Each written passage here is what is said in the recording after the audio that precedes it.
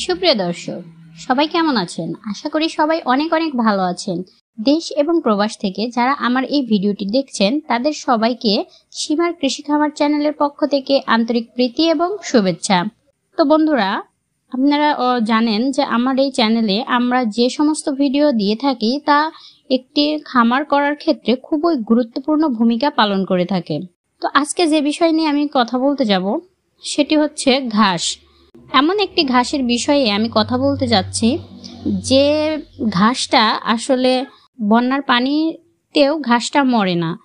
তো বন্ধুরা, যারা আমার চ্যানেলে নতুন তারা অবশ্যই চ্যানেলটি সাবস্ক্রাইব করবেন, লাইক দিবেন এবং শেয়ার করবেন। এবং আমার চ্যানেলের যে এই ভিডিওগুলো দেখলে আপনারা নতুন যারা খামার শুরু করতে যাচ্ছেন তারা একটা প্রপার ধারণা পাবেন এবং যারা গরু লালন পালন করেন তারা সম্পূর্ণ জানতে পারবেন গরু ক্রয় থেকে শুরু করে বিক্রয় করা পর্যন্ত কি কি পদক্ষেপ নিতে হবে, কিভাবে পালন করতে হবে। আমাদের চ্যানেলে সম্পূর্ণ বিষয়ের উপরই ভিডিও দেওয়া হয়। তো বন্ধুরা, চলুন কথা না বাড়িয়ে আমরা ঘাসটি দেখে নিই। এবং তো বন্ধুরা, আমি এর আগেও এই ঘাসটা কিভাবে কখন বুনতে হয় আমি ভিডিওতে দিয়েছিলাম।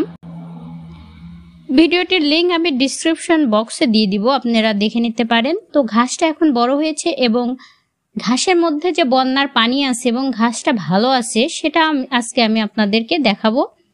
তো বন্ধুরা, চলুন ভিডিওটি শুরু করি।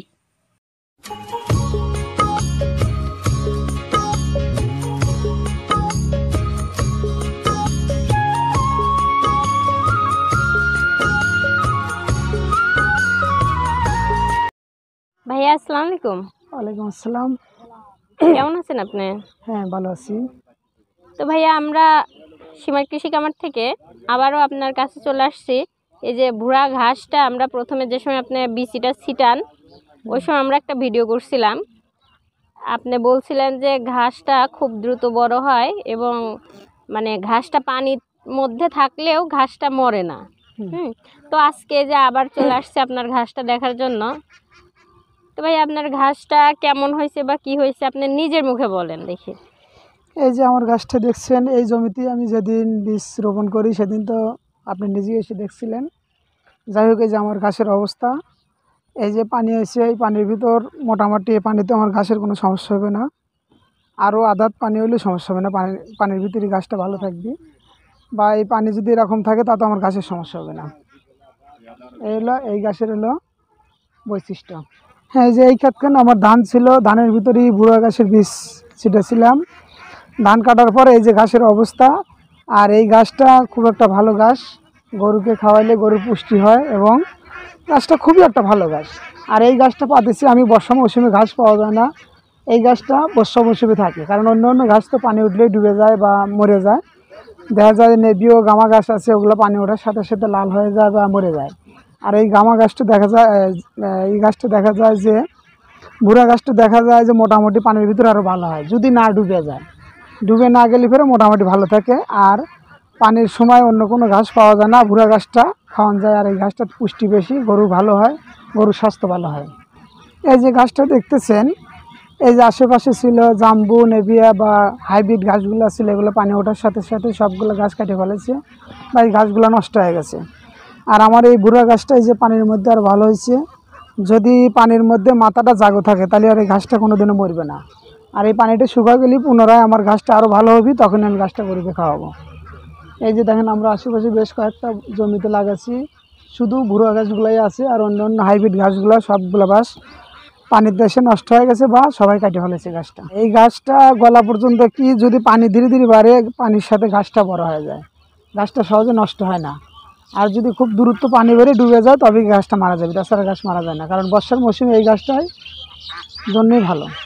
আচ্ছা, এই ঘাসটা তো আপনি মোটামুটি এর আগেও বলছিলেন, আর কতদিনে ঘাসটা খাওয়ানোর উপযুক্ত হয়ে গেছে? এই ঘাসটা এই যে এই জমিতে ধান ছিল, আমি ধানের ভিতর বীজটা ছিটেছিলাম। এখন মোটামুটি আমি ধানটা কাটার পর 1 মাস হইতেছে, 1 মাসের মধ্যে আমার ঘাসটা পুরা হয়ে গেছে। এই গাছটা বিশেষ করে আরেকটা জিনিস আছে, গাছটা যখন মানে মাথাতে শীষ বাড়ায় বা বাইল বাড়ায় তখন গাছটা আরও পুষ্টিকর হয় বা গরু খেলে গরুর স্বাস্থ্য হয়। আচ্ছা, তাহলে আপনার এই যে ঘাসটা আপনি যেন কত টাকা খরচ করে আপনার ঘাসটা বুনছিলেন? আমার এই জমিটা মোটামুটি 25% জমিটা আমি বীজ কিনছিলাম হলো 300 টাকার বীজ বুনে ধানের মধ্যে ছিটেছিলাম। আর দ্বিতীয়ত ধানটা কাটার পরে আমি আর 300 টাকা সার দিয়ে দিছি, এতেই আমার শেষ। আর এর চেয়ে বেশি খরচ হয় নাই, আমার 600 টাকা খরচ হয়েছে। আমার এই জমিতে কোনো লেবার খরচ নাই, কোনো চাষবাস নাই, কোনো খরচ নাই। আমি ধানের ভিতর বীজ ছিটেছি, ওইটার থেকে ধান কেটে দিয়া কিছু সার দিছি, এই যে আমার গাছ এত সুন্দর হয়ে গেছে। আচ্ছা, এই যে আপনার কতটুকু বললেন, কয় শতাংশ? আমার এইখানে আছে 25% জমি। 25% জমির ঘাস আপনার কয়টা গরুকে কতদিন খাওয়াতে পারবেন? এই যা দেখতেছেন আমার এই গাছটা যে মোটামুটি যেরকম হয়েছে, আমার 5টা গরু থাকলে মোটামুটি 1 মাস খাবে। এই 25 ডিসেম্বরের গাছ 5টা গরু 1 মাস খাবে। 1 মাস খাবে, তাহলে আসলে তো অনেক ঘাস, তাই না? একদম আসলে যে দেখাই যাচ্ছে ধানের মতন একদম গজানো ঘাস, কোনো মানে ফাঁকা টাকা নাই, মানে যায় পুরাটাই ঘাস হিসেবে। আর এই গাছগুলো একটা জিনিস ভালো আছে, গাছগুলো সবকিছুই খায়। মানে অন্য অন্য নেবি গাছ আছে, জাম্বু গাছ আছে, ওনার কিছু কিছু ডাটা থাকে, শক্তগুলো খাইতে পারে না, খায় না। আর এই গাছটা গরু খুব সুন্দর খায়। আচ্ছা, মানে হজমও খুব ভালো হয়? হজমও খুব ভালো হয় বা খুব পুষ্টিকর, গরু তাজা হয়। আচ্ছা, মানে ঘাসটা নেপিয়ার ঘাসের থেকেও পুষ্টিকর? নেপিয়ার ঘাসের চাও এই গাছটা পুষ্টিকর। আচ্ছা, এই ঘাসটা যতদিন ঘাসটা না ডুবে যাবে বা ঘাসের মাথা জাগো থাকবে, যতদিন থাকবে তাতে পানিতে কোনো সমস্যা হবে না, গাছটা পুরোই ভালো থাকবে। যদি ডুবে না যায় তাহলে গাছটা যতদিন রাজে থাকবে। অর্থাৎ গাছটা যখন এই যে বীজ হবে, মাথাতে শীষ বেড়া বীজ হবে, বীজটা পাকি যাবে, তখন হয়তো গাছটা হবে। এই পাকার আগ দিয়ে গাছটা খাওয়া দেওয়া লাগবে গরুকে। আচ্ছা, মানে ঘাসটা এক সময় পাকে যায়, পাকানোর আগ দিয়ে খাওয়াইলেই যথেষ্ট। খাওয়ানো যায়। আবার আমি যদি বীজ তৈরি করি, হয়তো পাকিয়ে গেলে আমি উপর থেকে বীজগুলো কাটিয়ে নিয়ে পুরো ঘাসগুলো গরুকে খাওয়া দিতে পারি, তখন আমার বীজও তৈরি করা যাবে। এই ঘাসটা, এই বুড়া গাছটা খুবই ভালো বা খুবই পুষ্টিকর। আপনারা যদি ইচ্ছা করেন এই গাছটার আবাদ করতে পারেন বা করবেন, তাতে দেখা যাচ্ছে খুবই ভালো বা গরু পুষ্টি হয় বা খুবই ফলন হয়। অথচ এই গাছটা 1 কাঠা খাওয়ানো যায়। অথচ 1 কাঠা খাওয়ালেও অন্য অন্য গাছ যদি 25 ডিসেম্বরে আমি 15 দিন খাওয়াই, আর এই গাছটা আমার 1 মাস খাওয়ানো যায়। কারণ এই গাছটা খুব আয় আছে বা গাছটা খুব ভালো। এই গাছটা গরু খায় ভালো, কোনো কিছু রাখে না, পুরোটাই খায় ভালো, এই দিক থেকে ঘাসের আয় হয়। আর এই বুড়ো গাছটা যদি আপনারা ইচ্ছা করেন যে আমরা চাষ করব, হয়তো পুরো ক্ষেতটা চাষ করলেন, গরু খাওয়াইলেন, আপনি ইচ্ছা করলে আপনি নিজের থেকে বীজ তৈরি করতে পারবেন। হয়তো মাঝে 1% জায়গায় রাখলেন, ওইখান থেকে ওই বীজ আপনার বীজ তৈরি হয়ে গেল। আপনি ইচ্ছা করলে ওই বীজ নিয়ে আবার আগামী বছর গাছটা বুনতে পারবেন। আচ্ছা ভাইয়া, ধন্যবাদ আপনাকে। আপনি ভালো থাকবেন। কেমন? আসসালামু আলাইকুম।